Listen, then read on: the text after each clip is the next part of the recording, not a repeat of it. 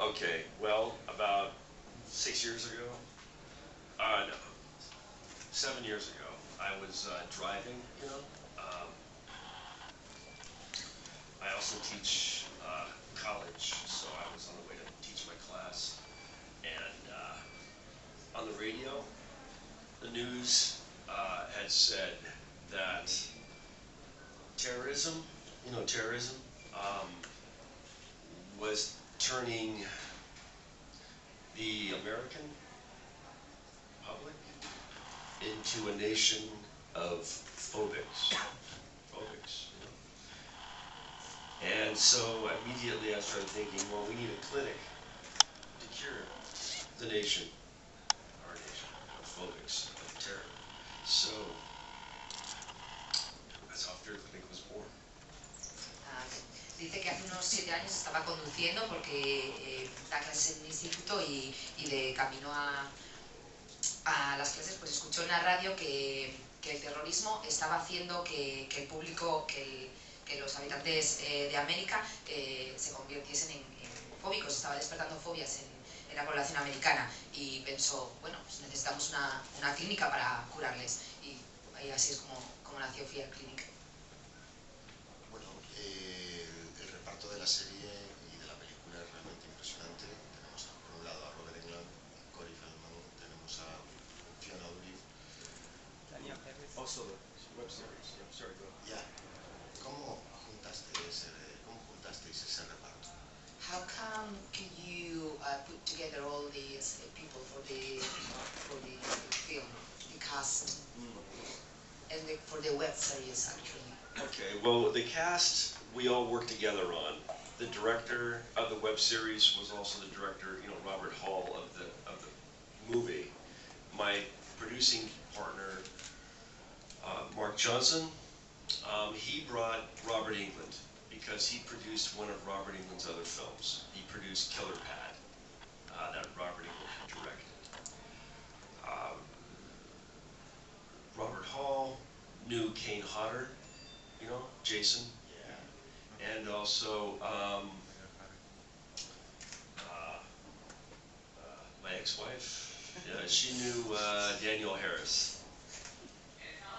So that's how Fear Clinic was born. And of course, Robert Hall and I are good friends. So we all work together. Dice que la gente que trabaja en el equipo de la webserie y de la película es prácticamente el mismo, que uno de los productores, Mark Jason, el producer, fue el que consiguió a Robert Englund porque trabajó con él, produjo una película que dirigió, Killer Pad, y que asimismo también su exmujer conocía a Damien Hirst, que trabajaba también con ellos en la serie y en la peli, y así pues, se fueron juntando unos con otros.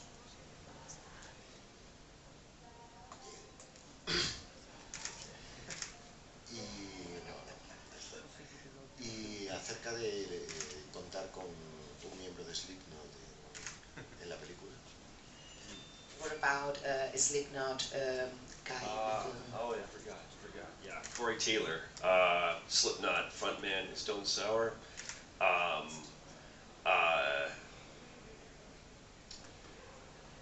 Robert Hall and I were looking to replace Kane Hodder because Kane Hodder, his manager, wanted too much money to be in the movie. Kane said he would be in the movie, no problem, but his manager said no, for whatever reason. So we were looking for somebody else to replace him in the role. And Robert Hall knew the lead singer of Metallica, the band Metallica, and he couldn't do it, so he says his good friend Corey Taylor would like to do it. So none of us knew. That's how, so a friend of, was lead singer of Metallica, I forget that guy's name, Metallica. James. Yeah, so, he was going to be in it first, and then he says he couldn't do it. So then he said, my good friend Corey Taylor. Pues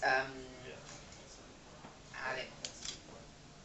Corey Taylor, uno de los miembros de Slipknot, llegó a la peli porque Robert Hall, el director, conocía what's the name of the first guy you wanted to hire but then you couldn't because of his manager? Kane Hodder. Kane. Yeah. Kane Hodder. Yeah, he was Jason. Played Jason in the website. I mean, he played the hockey mask guy in Friday the 13th, but he wasn't available. Jason, vale. Querían a este chico, pero this one was the one that you couldn't hire because of his manager. Yeah. And Kane and I are really good friends. Okay. Yeah, and Kane said to me he would do it for me, and then